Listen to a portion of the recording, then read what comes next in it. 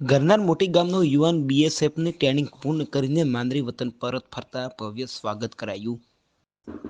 સોયલાથી ગરનાર મોટી 3 કિલોમીટર સુધી ડીજીના તાલે વરઘોડું કાઢવામાં આવ્યું હતું. ખેડૂત પરિવારનો દીકરો બીએસએફની ટ્રેનિંગ પૂર્ણ કરીને પરત આવતા માતા પિતામાં અનેરી ખુશી જોવા મળી હતી. ડીસા તાલુકાના કરનાર મોટી ગામના જોરાજી માજીરાણા જેઓ પશુપાલન અને ખેતી કરીને પરિવારનું ગુજરાન ચલાવે છે.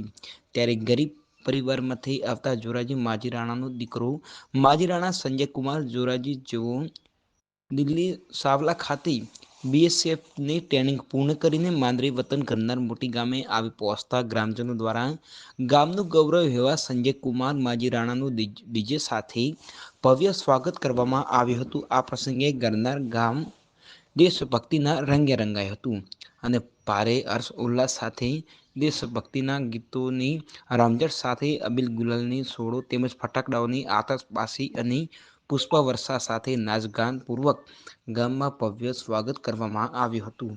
કરનાર ગામનું ગૌરવ એવા બીએસએફ જવાન સંજયકુમાર માજીરાણાનું ગ્રામજનો દ્વારા ફૂલહાર તેમજ શાલ ઓઢાડીને સન્માન કરવામાં આવ્યું હતું. શ્રમિક ખેડૂત પરિવારનો દીકરો મા ભારતીની રક્ષા કાજે આજે ભારત દેશના સૈન્યનો જવાન બનીને આર્મીના ડ્રેસમાં આવી પહોંચતા સંજયકુમાર માજીરાણાને જોઈ તેમના માતા પિતા સહિત પરિવારમાં એક અનેરો આનંદ જોવા મળ્યો હતો.